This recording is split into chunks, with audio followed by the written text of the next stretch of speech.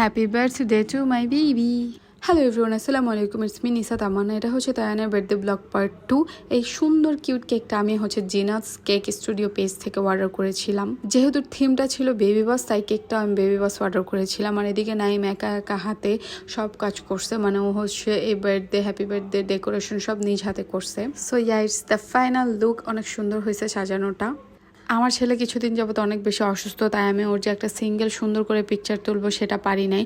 আর আমার ছেলেকে 4 quarter pant পরাইলে একটুও ভাল লাগে না, একে তো চামচিকা অনেক শুকনা। এই 4 কোয়ার্টার প্যান্ট ওকে মানায় না, আমি পরাই না। আমি ওরা সবসময় হাফ প্যান্ট পরাই, 3 কোয়ার্টার প্যান্ট পরাই। তো এদিকে আলিফ আলবি ওদের সাথে আমার ছেলে দাঁড়ায় কেক কাটবে। আমার ছেলে কখনো এই টাইপের একা একা কেক কাটাটা কমফোর্টেবল ফিল করে না। একদিকে আমি তায়ানকে ডেকে নিয়ে আসি, আরেক দিক দিয়ে ও দৌড় দিয়ে ওর নানার কাছে চলে যায়। তো এদিকে আমি ওকে ডেকে নিয়ে আসছি। আর পাশে যে দাঁড়ায় আছে ও মারিয়াম, ও আমার খুব ক্লোজ, আমার টপ একটা ফ্যান। আর কোনো এক্সট্রা ইনফরমেশন আমি ওকে নিয়ে দিব না।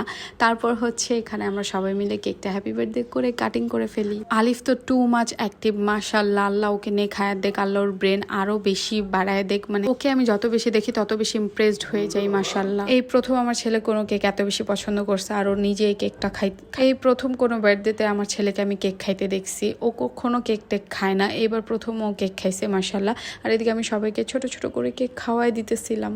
টু বি অনেস্ট, সবাইকে খাওয়ানোর আগে আমার মনে চেয়েছিল বড় একটা পিস নিয়ে আমি আমার মুখে ঢুকাই দিই, মানে আমি কেক খাই, কারণ আমি অনেক বেশি কেক লাভার। কেক যে আমার কেন এত বেশি ভালো লাগে আমি জানি না, বাট ওরা ছোট মানুষ, ওদেরকে রেখে তো আমি আগে খাইতে পাই না, তাই ওদেরকে খাওয়াই দিছি আগে। এইদিকে স্যারের হাতে আমি কত কিছু দিছি যে একটা পিকচার ক্লিক করার জন্য, বাট কোনোভাবে পারতেছিলাম না। ইনি আলভি, আমার অনেক ছোট একটা ভাই। ওকে দেখতে যতটা শান্ত মনে হয় ততটাই অশান্ত, মানে অনেক দুষ্টামি করে। এদিকে রাতে 12:30টায় আমার ছেলে ঘুমে অস্থির, ঘুমায় যাবে। ওকে আমি ওখান থেকে উঠায় আনছি যে না, তোমাকে আমি একটা সুন্দর পিকচার তুলবো, ভিডিও করব, তুমি উঠে আসো।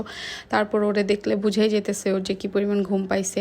যখনই এখানে সাইকেলটা আমি সামনে রাখছি তখন তার মুখে হাসি ফুটছে, সে হাততালি দিতেছে, মানে খুশি হয়েছে। আর এতক্ষণ নড়তে চড়তে পারতেছিল না। তো যাই হোক, এই ছিল আমার ছেলের birthday. So yeah, it's for today. আল্লাহ হাফেজ।